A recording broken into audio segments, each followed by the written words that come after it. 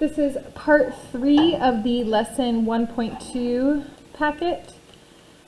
All right, so let's go over the answers to 8 through 11. You should have already used Desmos to check your expression and make any revisions if needed. I already went through and I highlighted all of the vocabulary terms on this page, so remember to get in the habit of doing that so that you can help to find those important terms during quizzes or when you're studying. So 8, use the variable n to represent the diagram number. Write an expression that could be used to determine the number of toothpicks in any diagram number. So remember, expressions do not have an equal sign, so we don't need the y equals. So there's a couple different ones. So I know you're familiar with y equals mx plus b, but if we're just doing an expression, we would have mx plus b, where m is the slope and b is the y-intercept. So if we are using that, we know it's adding 3 each time, a slope of 3. Each time the diagram number increases. And then we would not have any toothpicks on diagram 0, so the y-intercept would be 0. So there would just be 3n. Or another way we can write it is what's called an arithmetic sequence. And with an arithmetic sequence, it's the a sub 1 plus d times n minus 1. So a sub 1 is your first term. So in that sequence, if we go back to our table, the first term in our sequence was 3 toothpicks. So we would start with 3 plus, and then we also had discussed how the common difference, it was adding 3 each time, which is also the slope. And then we would have to multiply it times n minus 1 because, again, we are going to be multiplying it by the diagram number because it was adding 3 each time, but we have to subtract 1 because we already included the first diagram in there, so we have to subtract it so that it's not double counted. So these are both equivalent expressions.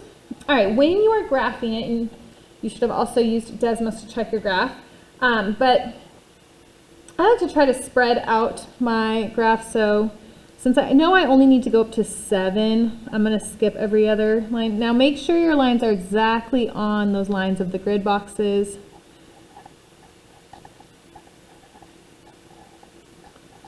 All right, and then I want to go up to at least 21 on the y-axis. And then it was adding 3 each time, so since this is a linear relationship, I'm just going to count by 3s. 6, 7, 8, 9, 10, 11, 12. And it's okay if you didn't spread yours out like this. You don't have to skip lines. I like to spread mine out so it's easy to read. All right, and then we know that the first diagram had 3, the second had 6, third had 9, fourth 12, 5, 15, 6, 18, and 7, 21. We would not connect our points because if we connect those points, we're including all the numbers in between. And we're talking about sequences and diagrams.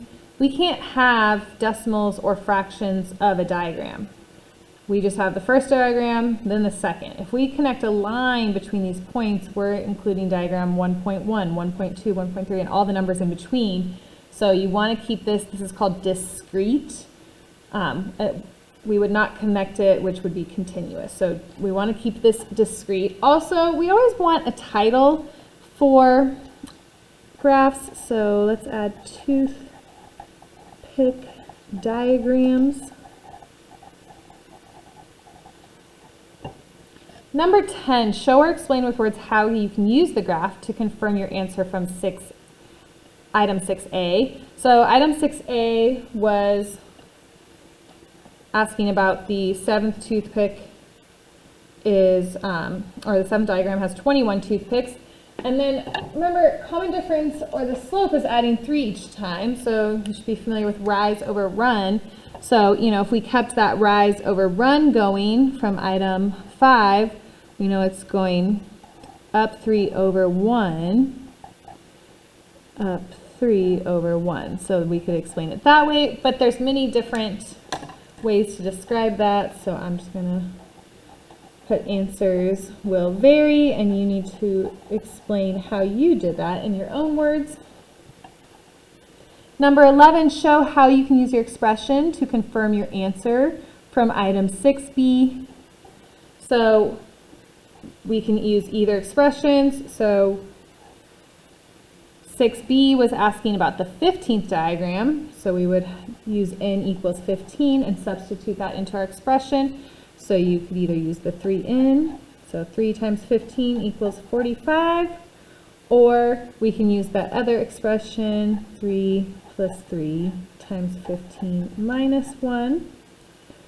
Do the parentheses first. 15 minus 1 is 14. Then we would want to multiply.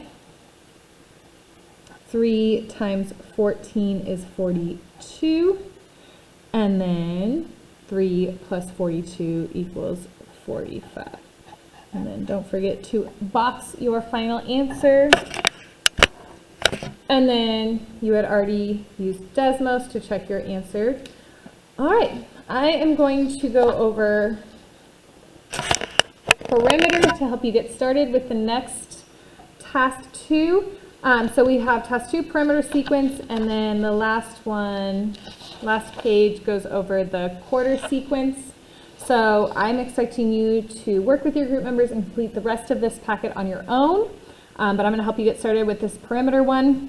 And then if you don't finish the whole packet in class, you are expected to finish for homework.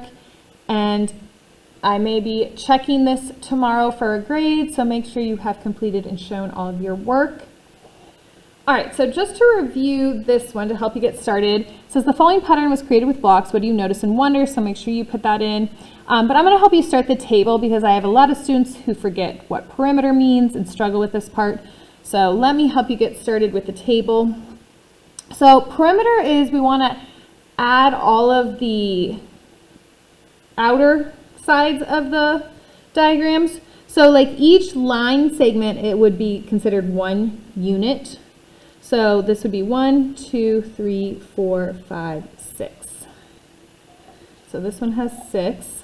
And then this one, 1, 2, 3, 4, 5, 6, 7, 8. And then I want you to use that to help you find diagram 3. So remember, perimeter is we're adding the entire outer segments of that figure.